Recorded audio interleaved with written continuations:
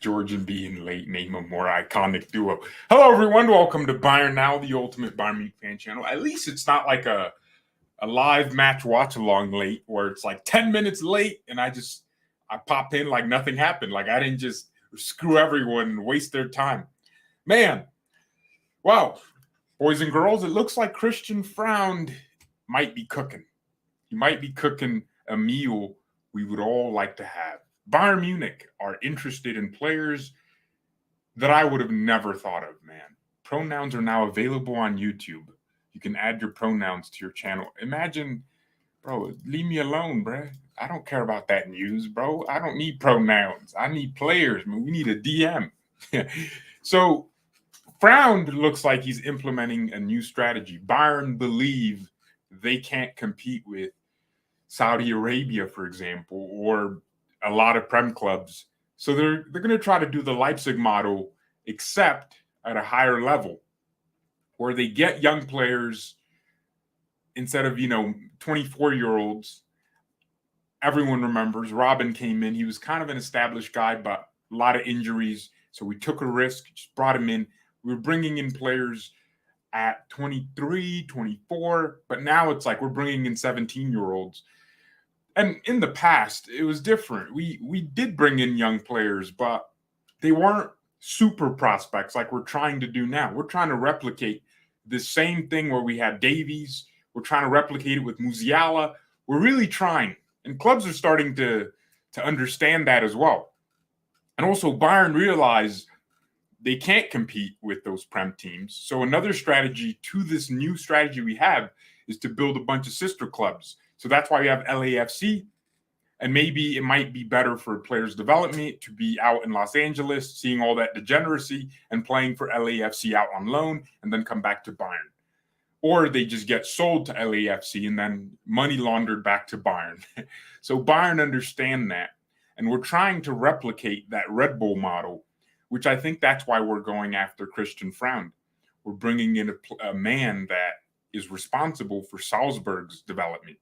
The problem is with Fround, he had resources at Salzburg, but he didn't have pull. Bayern have pull, magnetic pull like the earth. We have gravity pull.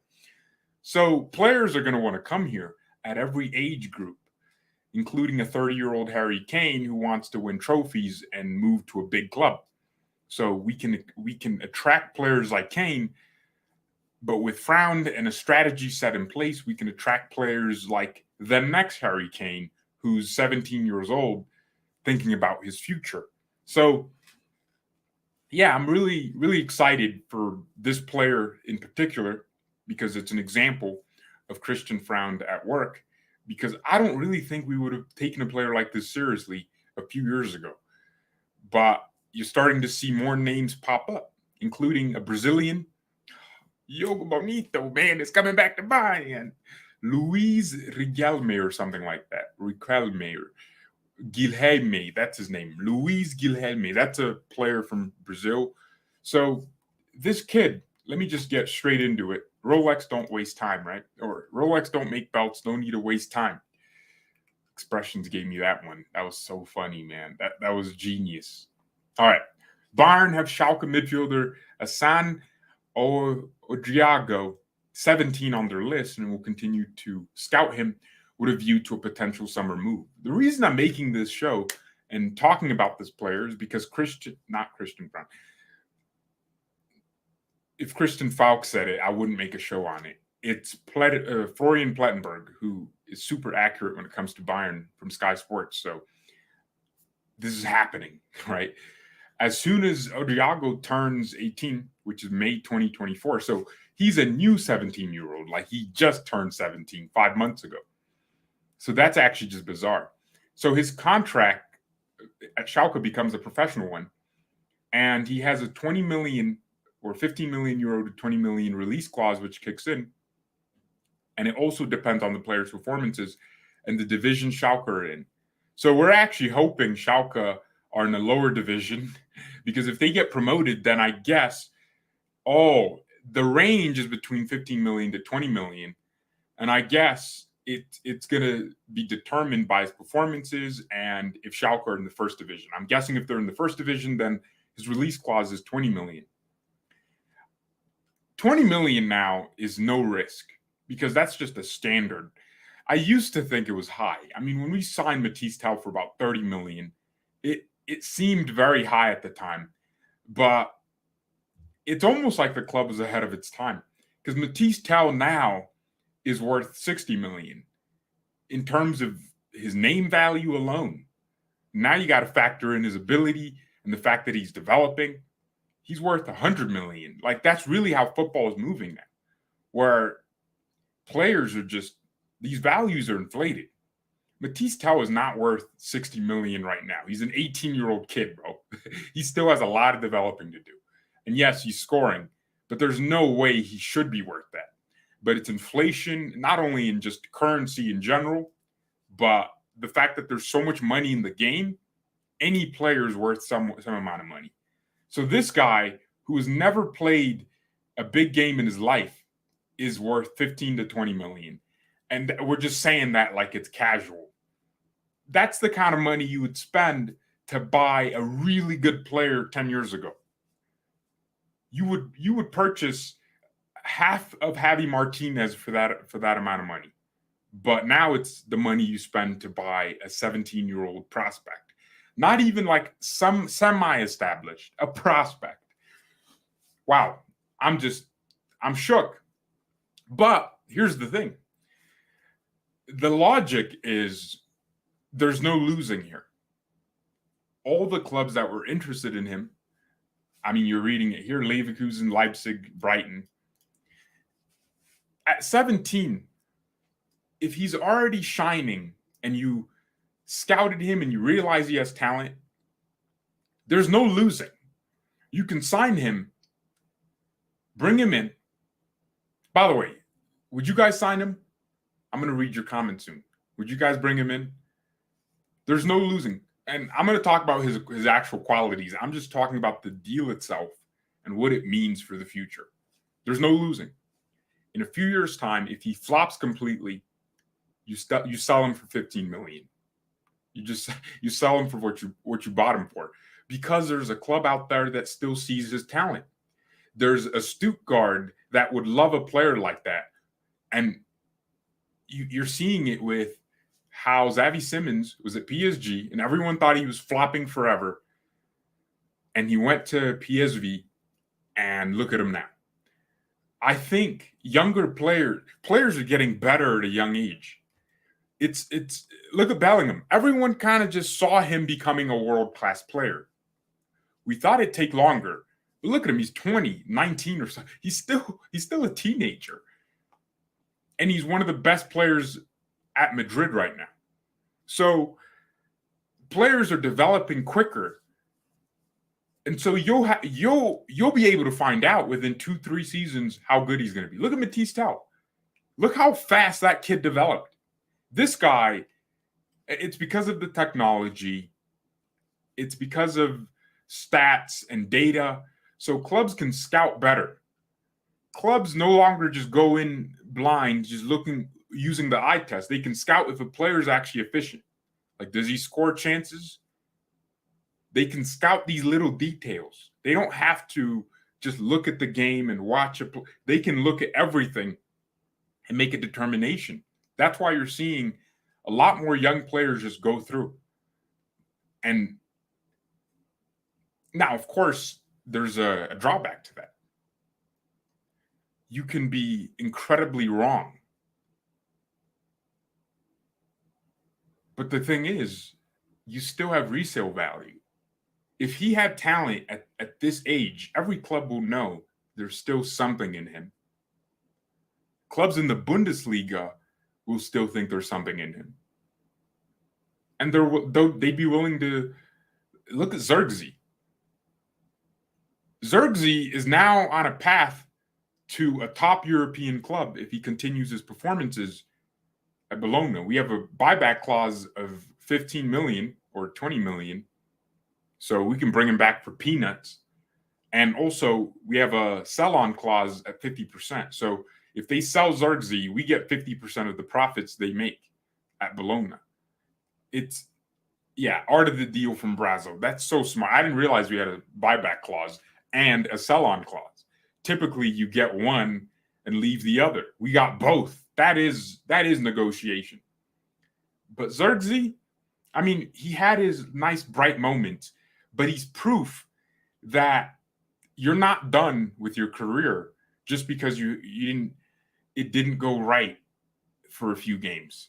There was still talent there, and clubs realized that and bought him and gave us a sweet deal, and now he's performing, and he could end up at a big club for 80 million and Bayern would make a profit, or we bring him back for 20 million and it's like nothing bad ever happened.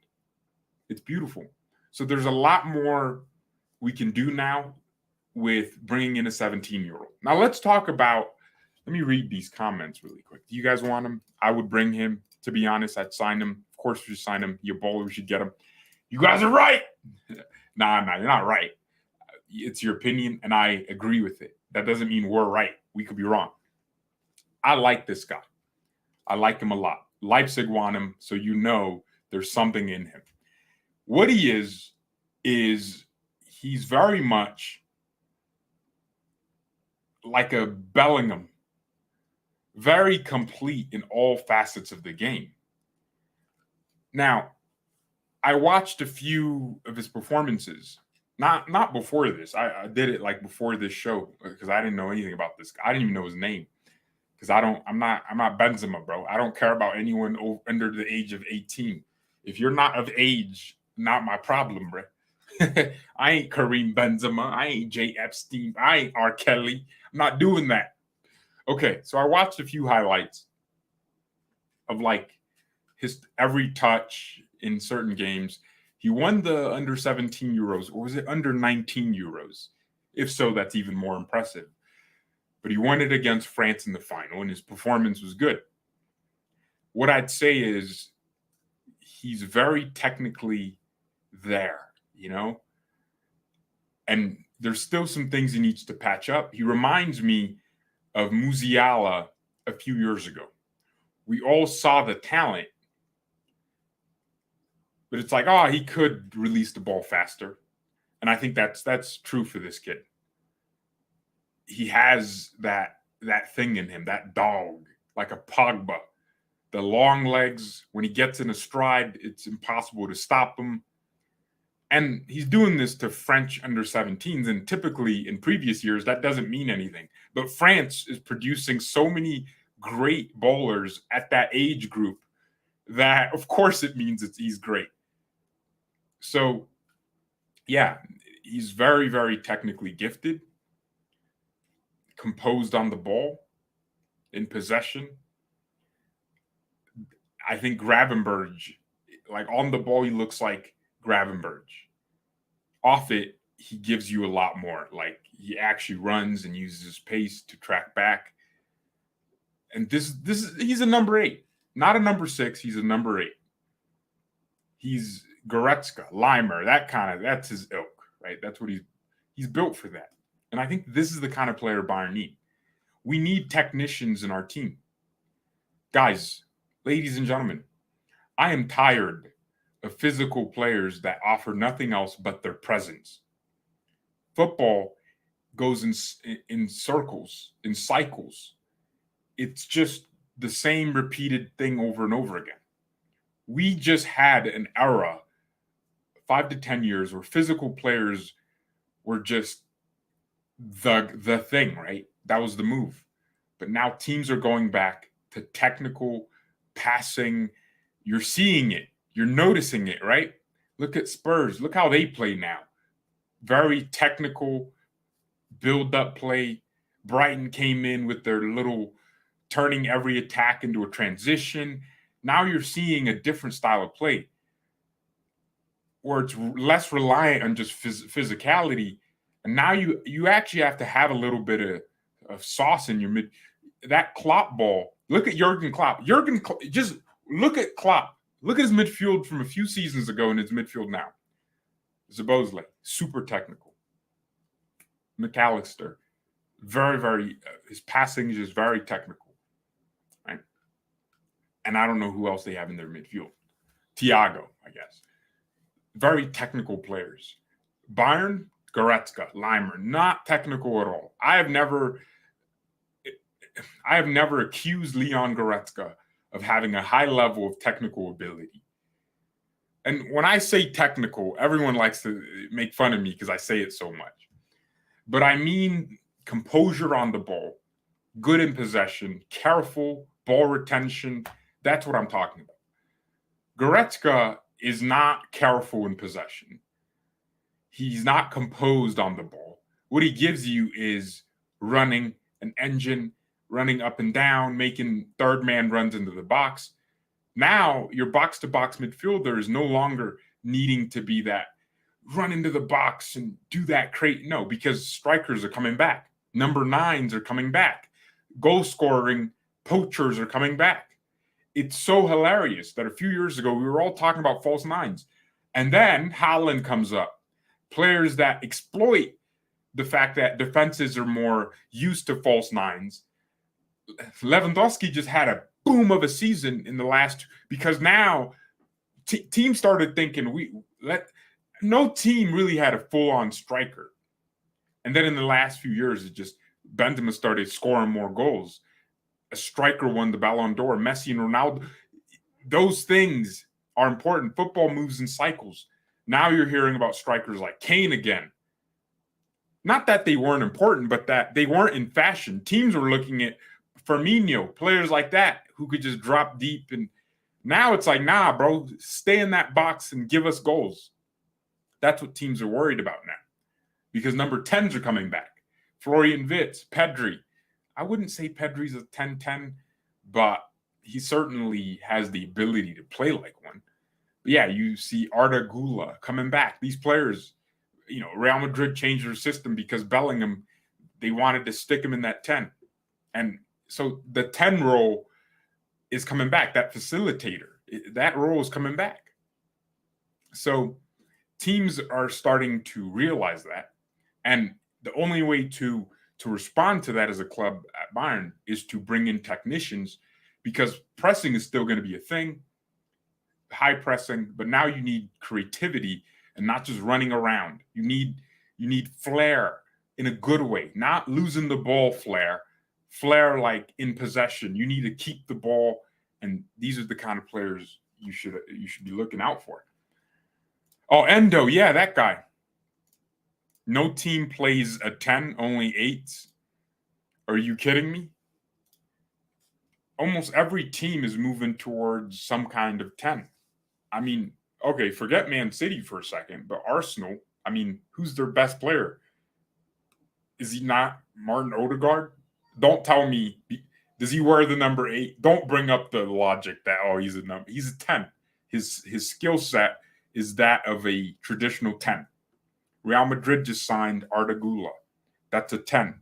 Now, what could happen is a team could be looking like they're playing a 4-3-3, but it's less about formation on the team sheet and more about the roles. Pedri, in my opinion, facilitates Barcelona's attacks.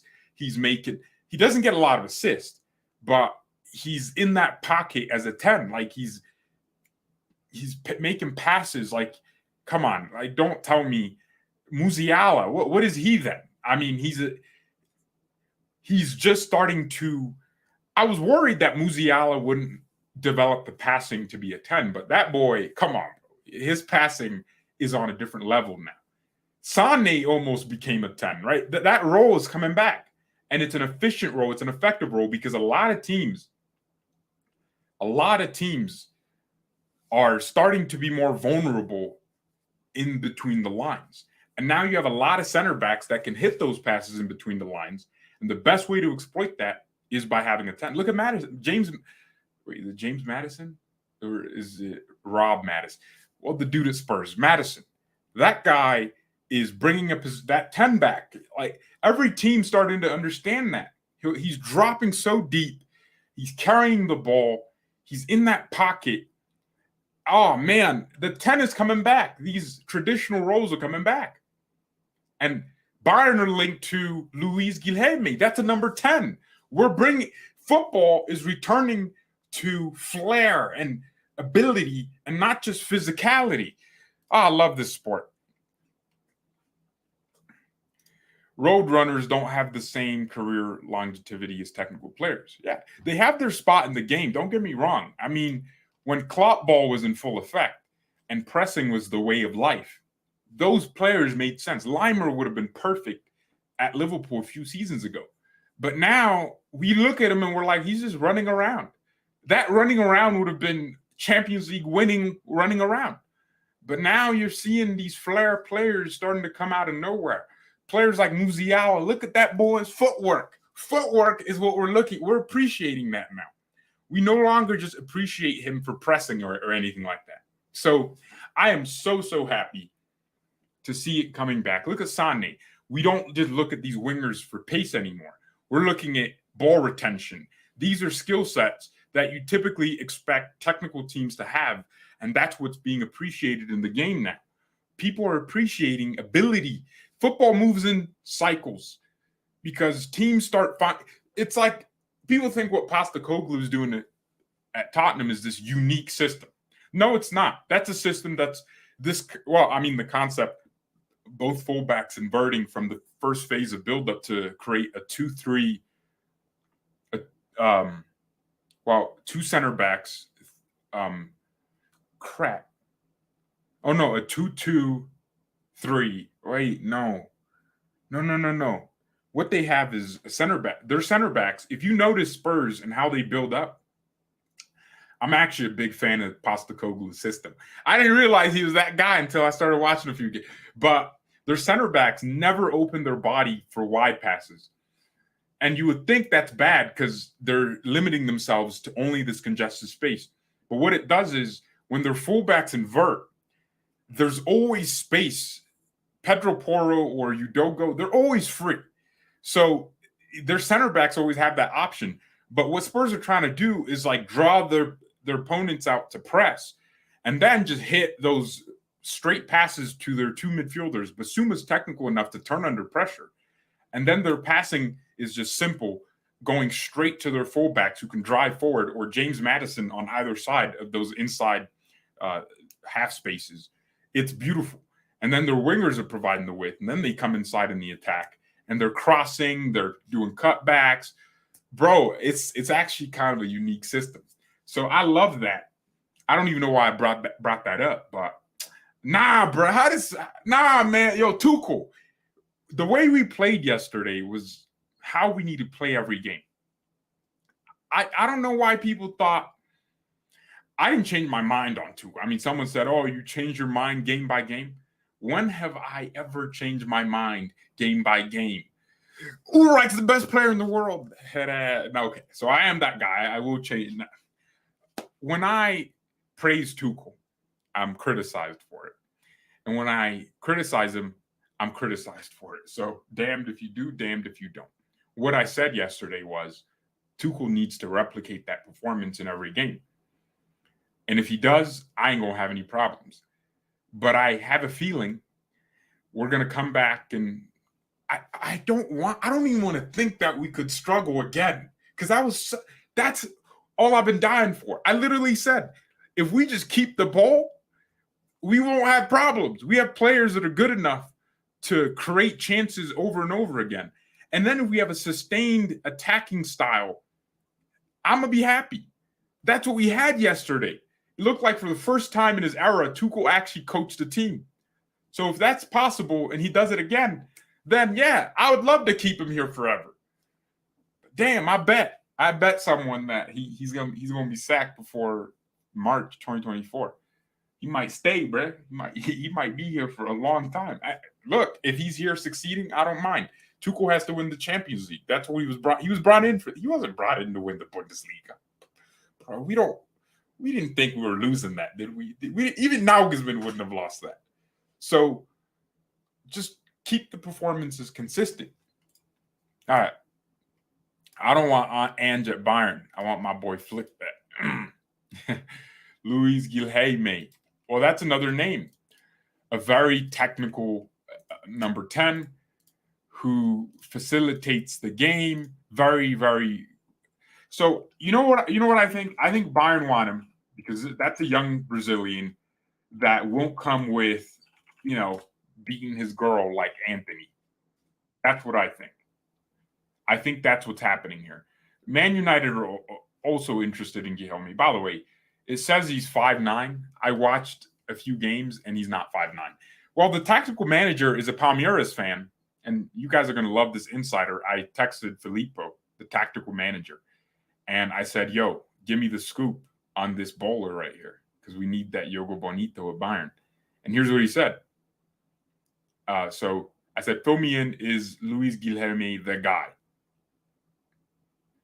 Let me text him thanks because and he texted me 3 paragraphs. The first question, Bayern wants him? Oh, yes. He says pace and dribbling ability. That's all you need to know. So he's a very fast player with dribbling ability. He's a lefty, mostly plays on the right wing, like to cut inside, but can go both ways. Wait, mostly plays on the right wing. I think, how am I going to say Felipe doesn't know what so in the youth team, I think what he means is like for now he's only playing right wing, like when he comes on off the bench. Also, the reason he doesn't even play for his team, him and Endrick, even though they're better than everyone else, is because Abel Ferreira is an idiot and doesn't want to play players younger than 20. So that's why he doesn't play for Palmeiras, not because he isn't good enough to start already. That's the only reason. So, Felipe's basically saying, well, in the youth setup, he's a number 10. His passing, his composure on the ball. He also captained the younger teams that he's been with. Young Brazil's team. He's wearing the captain's armband. I think that's what Bayern are looking for. They're looking for a captain and players that have a mentality like that. Professional and disciplined. The only reason they'd be captains anyways. So we'd be bringing in a Brazilian who isn't going to be dramatic and come with all kinds of problems. Now, I'm just happy we're looking at Brazilians, man. He plays like Rivaldo, to be honest, where he can play as a 10. I think he's a winger, to be honest. I think Felipe's right because his skill set, it's like you would limit him playing him in the 10. You would limit him. He's fast. He's way too fast to just be a 10. And his dribbling is just, you need to see him do it in volumes because he's actually really good at it. He's not like a Rafinha where he looks like he's just forcing dribbles. He looks like it just comes natural to him. I think this kid is Rivaldo's regen, bro. I really think so.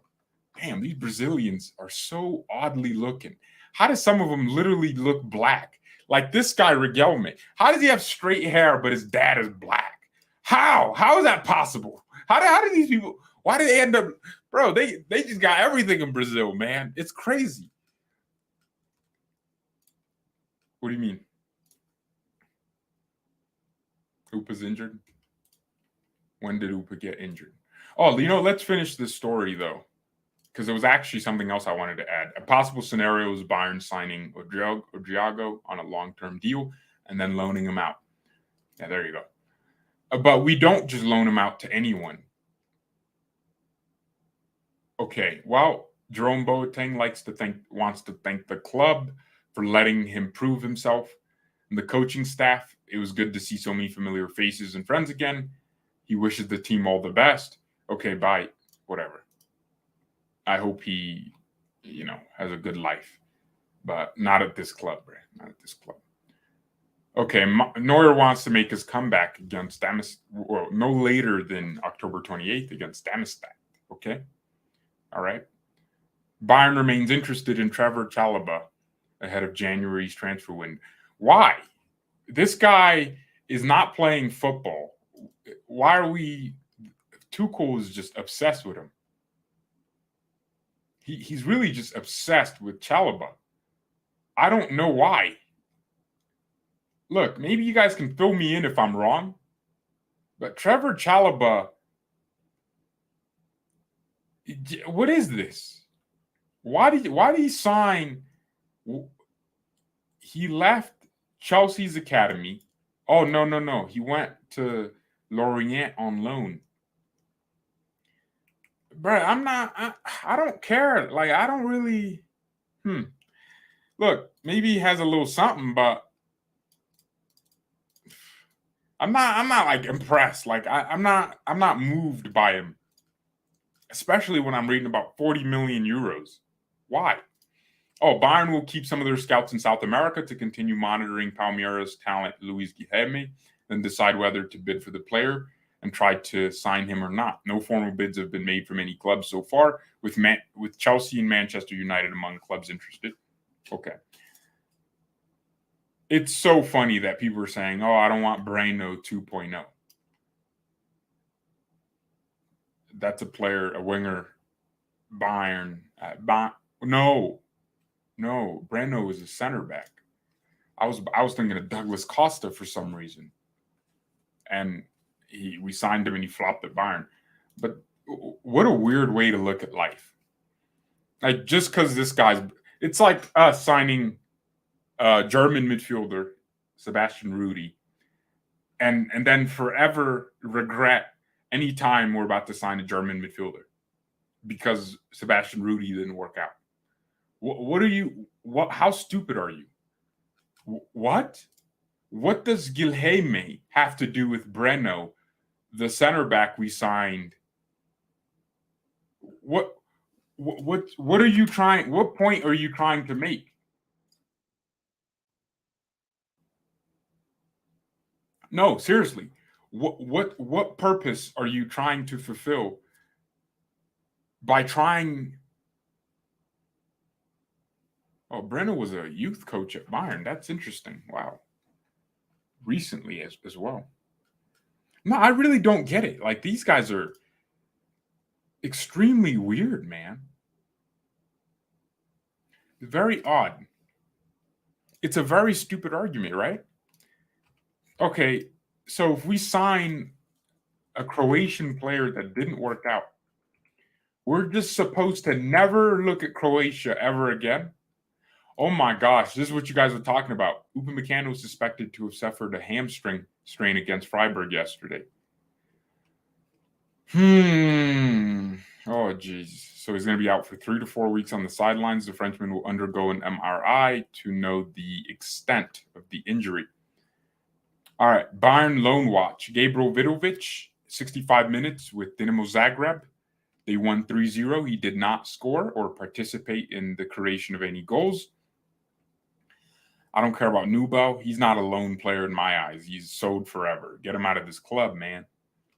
Yusuf Kabadia or Kabadii.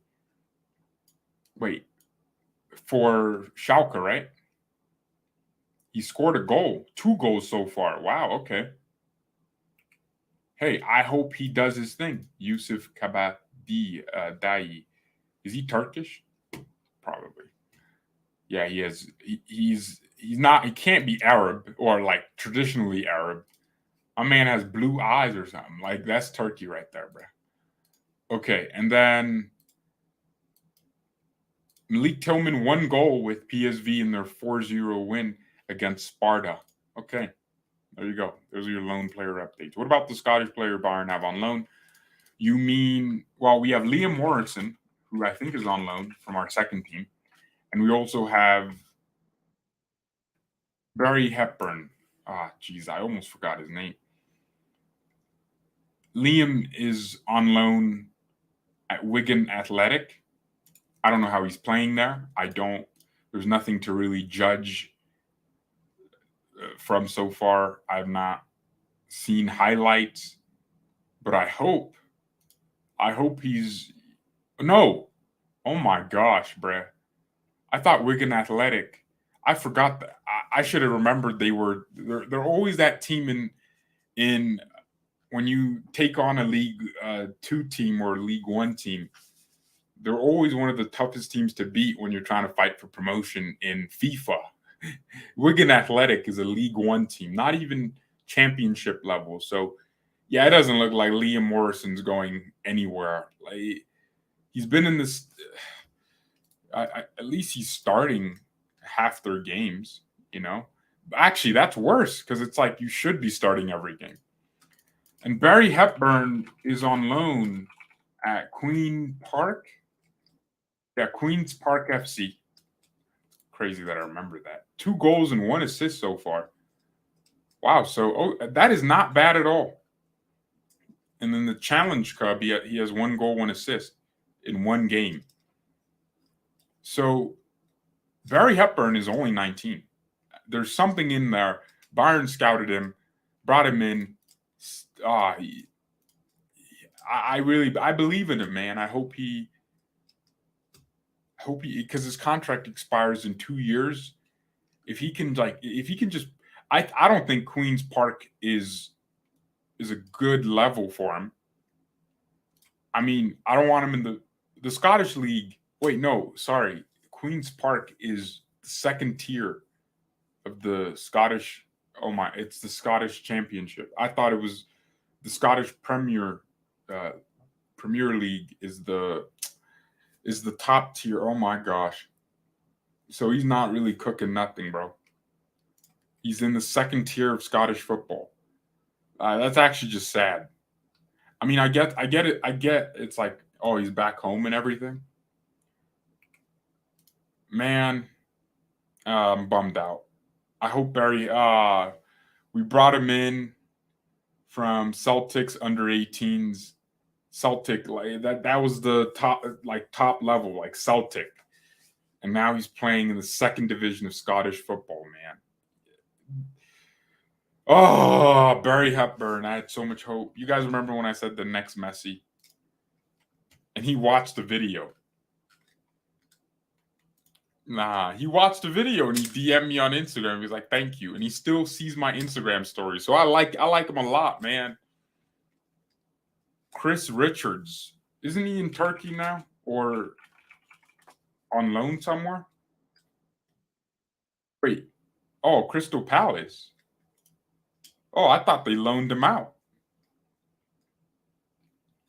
He is wow. He's only has he started? He has not started a game. Did he get injured?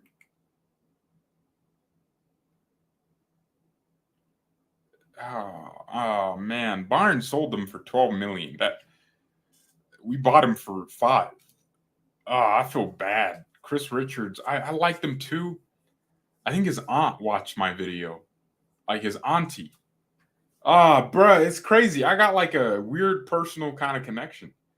She watched a video I made on him, and she DM'd me on Instagram like, "Hey, I'm Chris Richards' aunt," and I was like, "No, you're not." And then I clicked on her Instagram, and yeah, she was Chris Richards' auntie.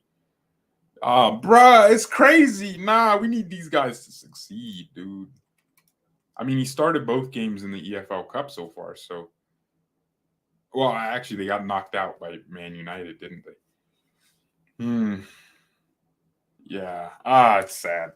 You know, I remember that game Chris Richards had versus Hertha Berlin where he got 2 assists.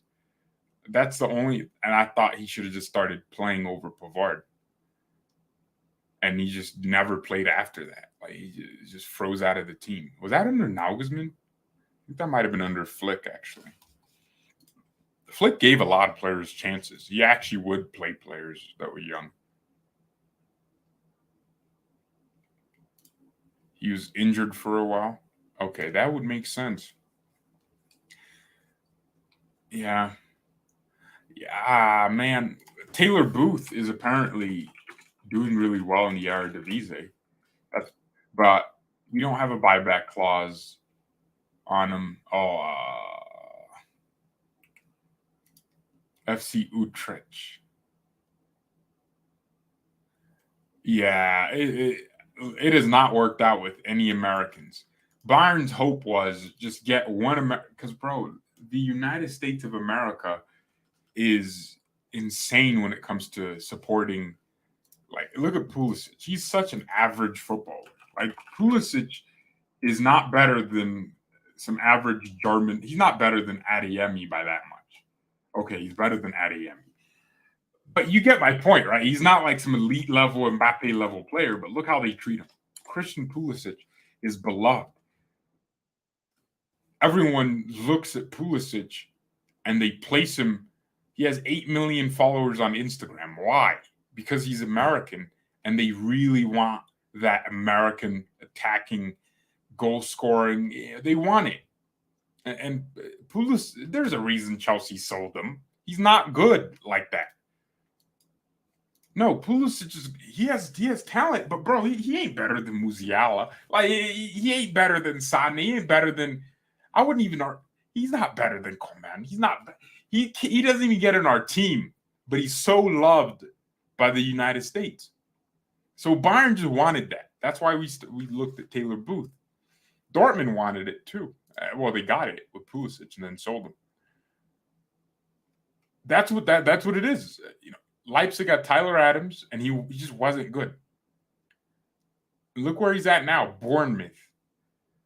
You know, it's funny, bro. Marco Rose really made that man cook because there was like a period where he was like Leipzig's only available midfielder, and he made him cook, bro. He forced him to cook. And now he's at Bournemouth. It's sad. It's sad, very sad. America needs like that one player, that franchise. You know, like England has Kane, right? Bellingham. Oh, they have too many. I gotta say, man, England's beating Germany when it comes to talent production right now, man.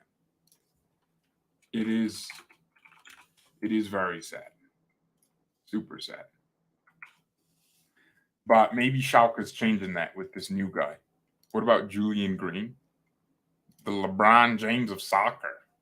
Who said that? Who said that? The next Freddie Edu. Mark Rock is doing very well in Spain. I hope so. But that don't mean like I want him back. I just hope he's doing well. He's 26. Like Rock is, like I think he found his level if he's doing well there at Real Betis, bro. I think that's his level. Like he's not really that guy, you know, and never has been. But I hope he's creating chances for his team. I hope he's getting better as a footballer, as a man, because that guy, man, I wanted him to succeed. He was a Spanish young guy coming in. I thought he was going to help us do something, but the club didn't see that. And it's funny that whenever Rocca played, we looked decent. He gave us decent control, man. PSG are frauds for not giving us Carey. Wow. I mean, Eamon Carey is a fraud for staying at PSG. Like, think about that. Eamon Carey is a fraud, a bigger fraud, because you're a young kid. Why are you signing a contract at PSG? You know how they dealt with Xavi Simons. That tells me he's kind of interested in money. And now he's on loan at Lorient, and he ain't doing nothing there. 0 starts. He's not cooking food, bruh. Unless he's been injured, then. But he ain't really doing nothing, bro. No injuries, just not playing. And that's what he gets for staying at PSG. His contract expires in 2 years. Yeah, PSG doesn't really understand how to deal with young players. They're too invested in old guys, man. Højbjerg wants Bayern. Please keep him away from my club, bro. I'm a puke. We're talking about bowlers, man. Don't tell me about Højbjerg, bro. I ain't trying to hear about him. I'm not trying to hear it. He might want Bayern, but we don't want him. Like, hell no. If Christian Fround signed Højbjerg, we might not. We ain't gonna cook nothing, bro. We are not gonna cook anything. Enrico Maassen has been sacked by Augsburg. Wow, it's a big decision. Yeah, Carey's a fraud, bro. He's not doing nothing right now. Look, if you're a young player, you got to move to a club that is willing to put and invest into you, or don't even move out of PSG's. Force them to never play you. I don't know. He just didn't cook nothing. If Madrid in any way gets Davies, we better put Tchouaméni in it too. Yeah, bro, that's the only way it's gonna work. I would do it. Trade deal, Tchouaméni, Davies. I would do it. Just a straight swap. But Tchouaméni's playing games. He's enjoying his life, man. This is the worst thing that could have happened. Now you guys realize, I think we all know now, the next time a good player becomes available like Chouameni, we got to be all over.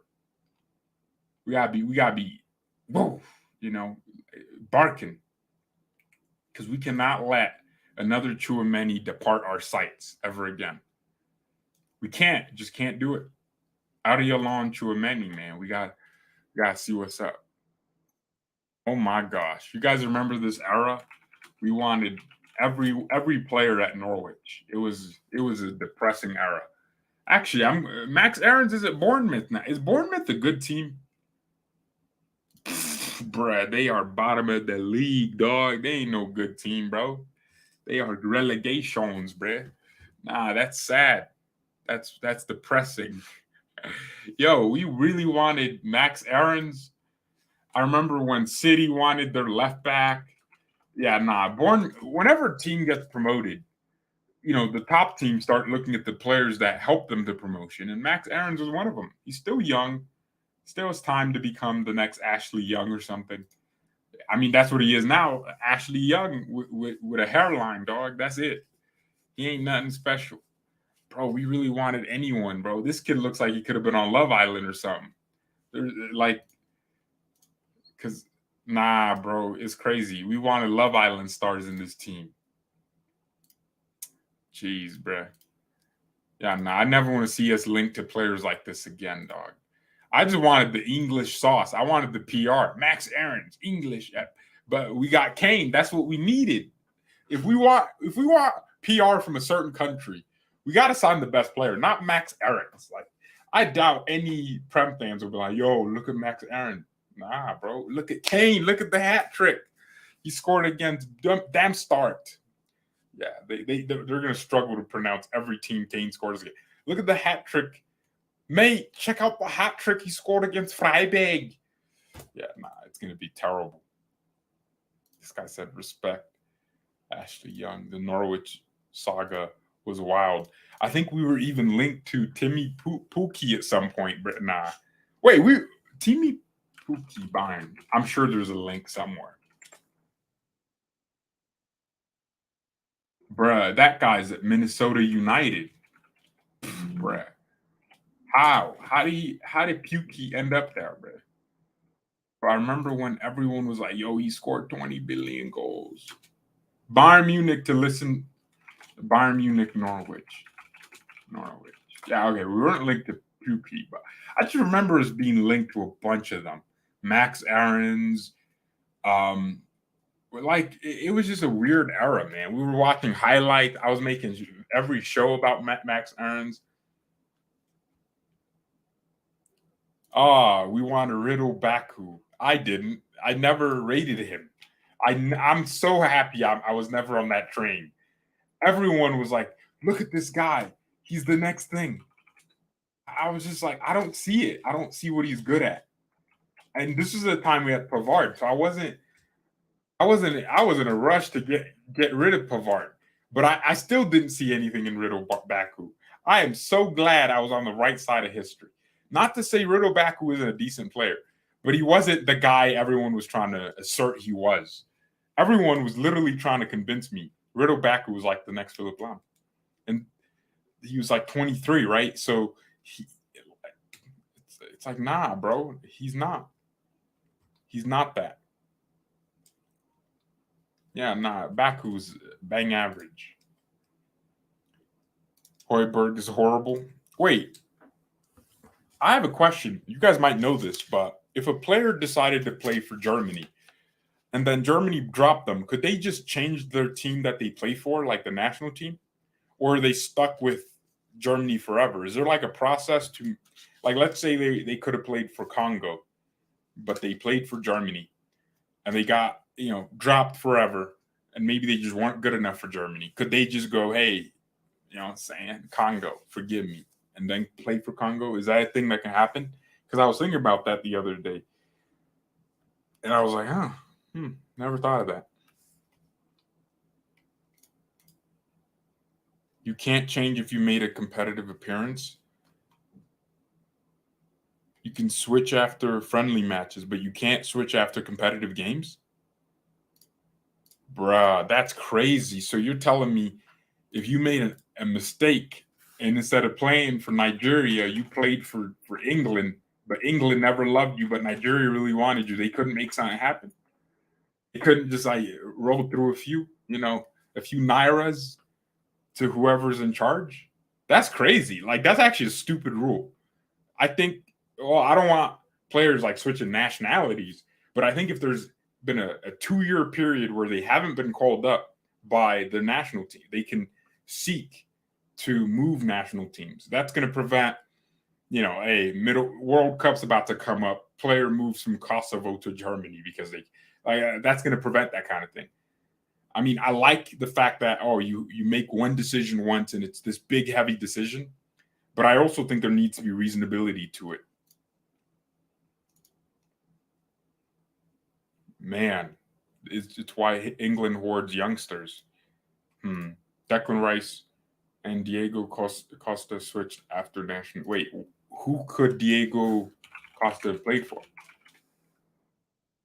Literally super. Oh, he's Brazilian. Oh my god! But he played for the Spanish national team. Bruh, really? I have never thought Diego Costa. If you read his full name, it makes sense. Diego da Silva. Bro, if I knew that, all I needed was the da Silva, and that's it. Diego's such a Spanish name, and Costa, such a Spanish name. If it was Costo with an O, I would have been like, yo, he might be Portuguese, Brazilian, that kind of thing. Damn. So he was really born in Brazil. Wait, where is that man at now? Where is he at these days, bro? He's at Botafogo de Futebol Regitas. Bro, come on. You got to shorten that name, though. What the hell? That's a team in Brazil, huh? In Rio de Janeiro. Rio de Janeiro. Yeah. Wow, I didn't know this about Diego Costa. That's a really good piece of information. Jorginho. Okay, that one I knew. There's a lot of Brazilians that were born in Italy, like Thiago. It's funny because I had a whole Twitter thread. Someone was trying to tell me Thiago is not Brazilian. I'm like, bro, his dad and mom are Brazilian. He was born in Italy and grew up in Spain. I mean, yes, he's a Spaniard, of course. But he plays like a Brazilian. Like that was the point I was trying to make. He plays like a Brazilian and a Spaniard put together. I'm sure, he speaks Portuguese fluently.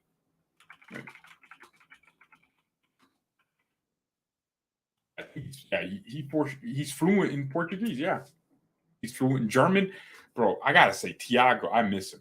This guy speaks fluent German, fluent English, fluent Catalan, Spanish, and Portuguese. 5 languages.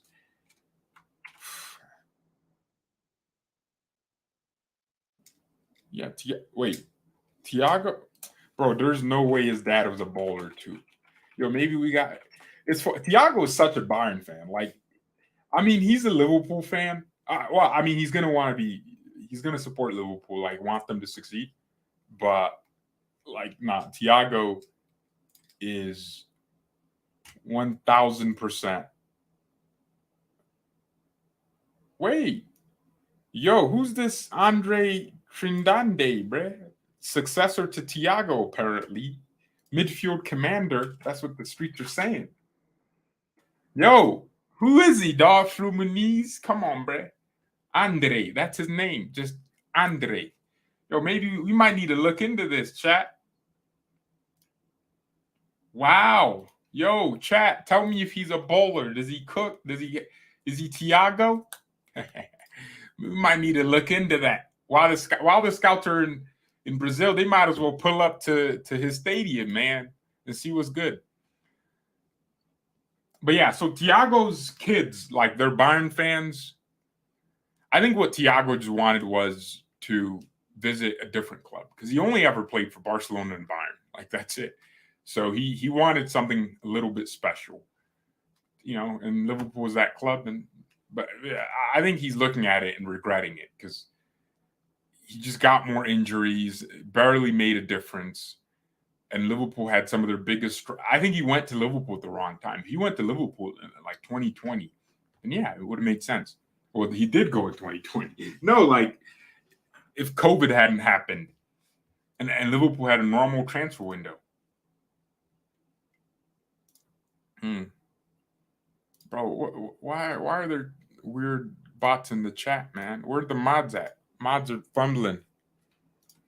Wow, Xabi's turning into a great coach. I hope Thiago can cook as a coach for us. Bruh, that's a good. I think Thiago would be an excellent coach. I mean, look at who this guy has worked with. Yup Heynckes. He has worked with Pep Guardiola, and he worked with Yup in 2018, so not 2013. He joined Bayern in 2014. So Yup, Pep, Klopp, like he really would have a stellar philosophy. Also, there's a pattern here. I mean, defensive midfielders or just central midfielders just make better coaches because they just have to have a better understanding of the game to play their position. So, you're not wrong. But Thiago's still 32. Maybe he thinks there's a few more years in his tank. If Thiago wasn't made of bricks, he's not made of bricks. He's made of the opposite. He's made of freaking sand. If Thiago's body wasn't made out of sand, he would literally be playing till he's 40. Like Modric. He would be playing till he's 40 because he's that guy. He's that good as a footballer. He's that great. Thiago would be the greatest midfielder of all time if he wasn't injured every season. He would. He's better than Modric in every capacity. This guy's ball retention was on a different level. Thiago's ball retention was on a different level. His ability, he was unpressable. He was better than, oh my gosh, bro. He would be the greatest midfielder in footballing history, but he just made of bricks, man. And also, he only started playing in the role we play him in now as a six. The role we brought him into is a six. Too late, man. It was way too late. Thiago used to be a 10. We used to pretend like he was a 10. Pretend like he was an 8. But the whole time he was a number 6, controlling the game. Bro, I remember that game against Chelsea away at Stamford Bridge. This was before COVID. I just remember that performance so well because Thiago was unplayable, bro. This guy would turn on anything. Pressure, nothing would faze him. And then he would come back, tackle, interceptions. Oh, my gosh. What about Brazilian Wonder Kid? All right. Well, boys and girls, ladies and gentlemen, it was a great show. Let's see what happens with...